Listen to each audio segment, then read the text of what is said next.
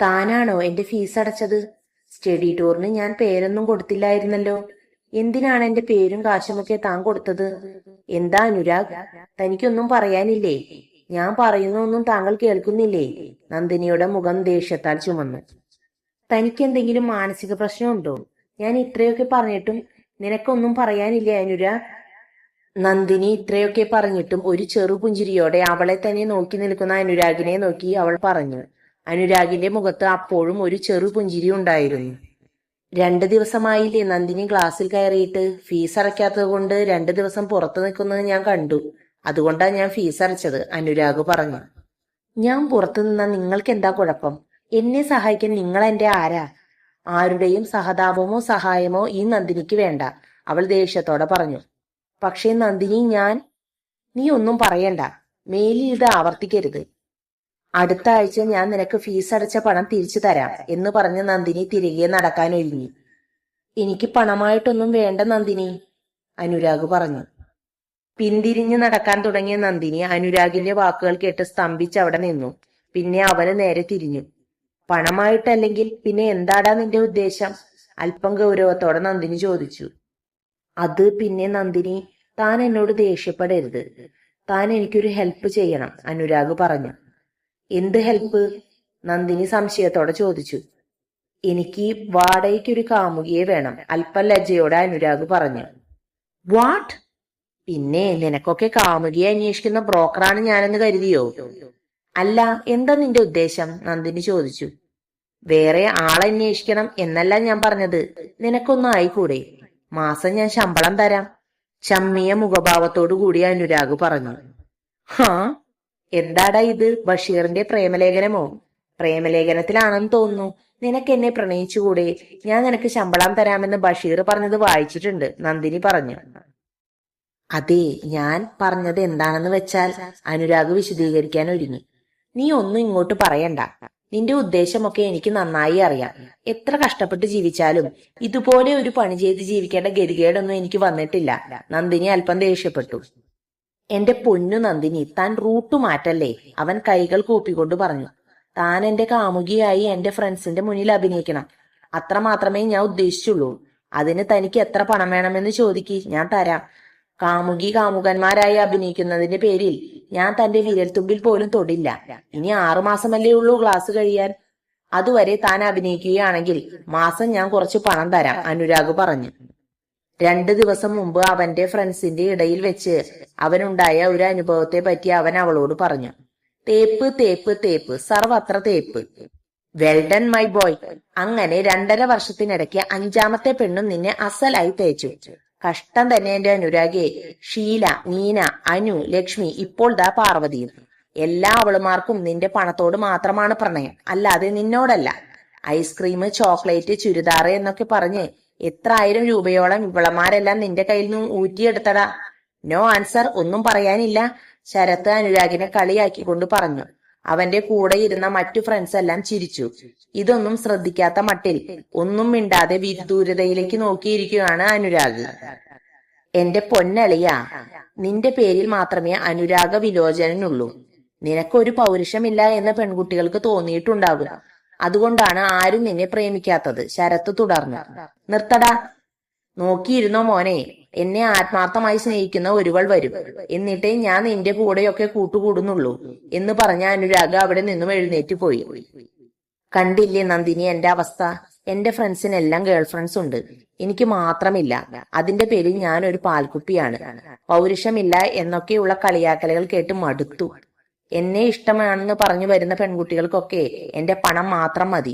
എന്നേക്കാൾ നല്ലൊരു പുരുഷനെ കാണുമ്പോൾ അവർ എന്നെ ഉപേക്ഷിച്ച് അവരുടെ കൂടെ പോകും.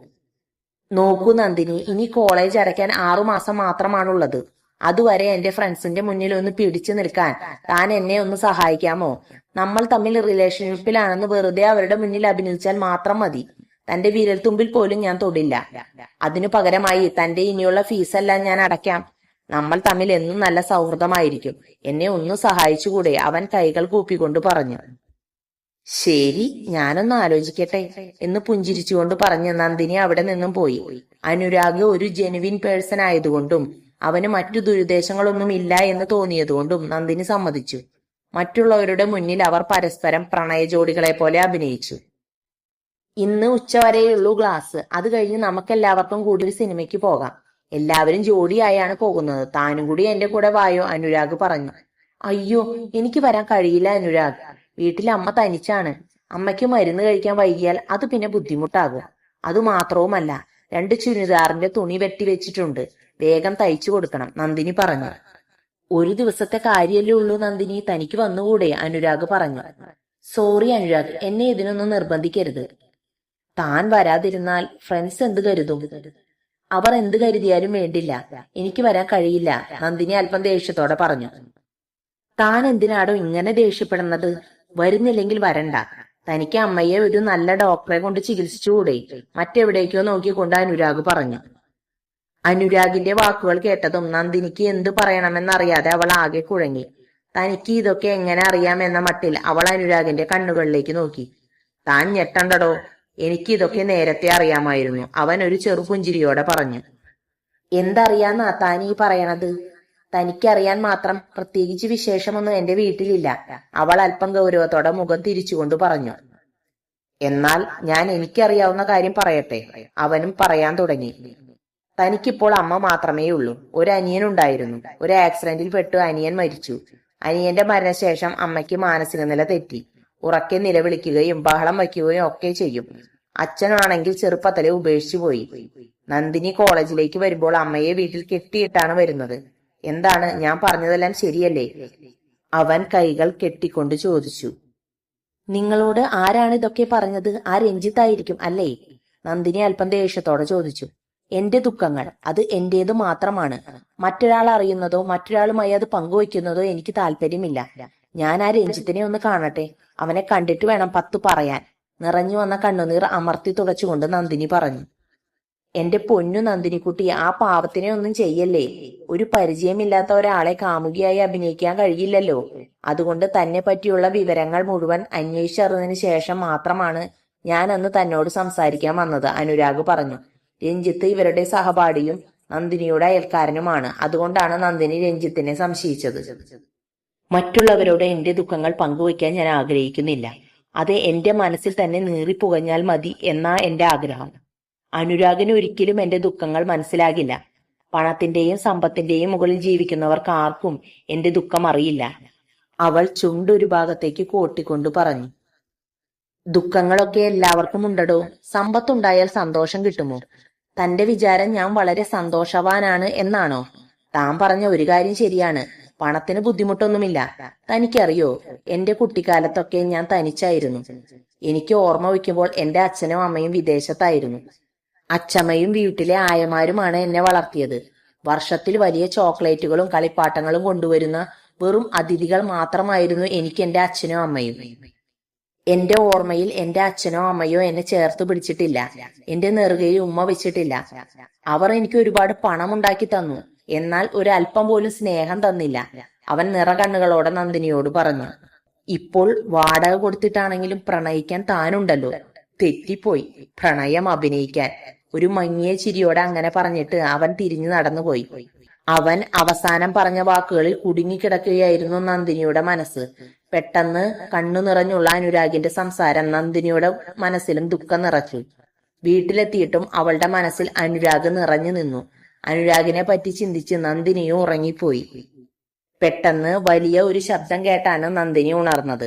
അവൾ ഉറങ്ങുമ്പോൾ അമ്മയുടെ കാലുകൾ കട്ടിലിൽ കെട്ടിയിടേണ്ട കാര്യം അവൾ ഒന്നും മറന്നിരുന്നു. അതുകൊണ്ട് തന്നെ രാത്രിയിൽ ഉണർന്ന അമ്മ ഇലക്ട്രിക് സ്വിച്ച് ബോർഡിന്റെ ഹോളിൽ എന്തോ ഇരുമ്പിന്റെ പിന്നുകൊണ്ട് കുത്തിക്കളിച്ചു. പെട്ടെന്ന് ഷോക്കേറ്റ അമ്മ വലിയ ശബ്ദത്തോടു കൂടി നിലത്തേക്ക് ആഞ്ഞടിച്ചു വീണു. നന്ദിനി നോക്കുമ്പോൾ ബോധമില്ലാതെ കിടക്കുന്ന അമ്മയെയാണ് കണ്ടത്. അവൾ പരിഭ്രമിച്ചു. പെട്ടെന്ന് ഹോസ്പിറ്റലിൽ കൊണ്ടുപോകാൻ ആരെ വിളിക്കും എന്ന ചിന്തയിൽ അവളുടെ മനസ്സിലേക്ക് ആദ്യം കയറി വന്നത് അനുരാഗിന്റെ മുഖമാണ്. അപ്പോൾ തന്നെ അവൾ ഫോൺ എടുത്ത് അനുരാഗിനെ വിളിച്ചു. അനുരാഗ് കാറും കൊണ്ട് നന്ദിനിയുടെ വീട്ടിലെത്തി. നിമിഷ നേരം കൊണ്ട് അവൻ അടുത്തുള്ള ഹോസ്പിറ്റലിൽ എത്തിച്ചു. അവന് പരിചയമുള്ള ഡോക്ടേഴ്സ് ആയിരുന്നു അവിടെ ഹോസ്പിറ്റലിൽ ഉണ്ടായിരുന്നത്. എത്തിയ പാടെ അവർ അമ്മയെ ICUവിൽ കയറ്റി കിടത്തി. ഇടതടവില്ലാതെ പെയ്തുകൊണ്ടിരിക്കുകയായിരുന്നു നന്ദിനിയുടെ കണ്ണുകൾ. താൻ എന്തിനാടോ വിഷമിക്കുന്നത്? അമ്മയ്ക്കൊന്നും സംഭവിക്കില്ല. ഇപ്പോൾ താൻ കരഞ്ഞു വിഷമിക്കുകയല്ല വേണ്ടത്. പ്രാർത്ഥിക്ക്, ആത്മാർത്ഥമായി പ്രാർത്ഥിക്ക്. അന്ന് പുലരുവോളം അവൻ അവൾക്ക് കൂട്ടിരുന്നു. അവന്റെ സാമീപ്യം അവൾക്ക് വലിയ ആശ്വാസമായി.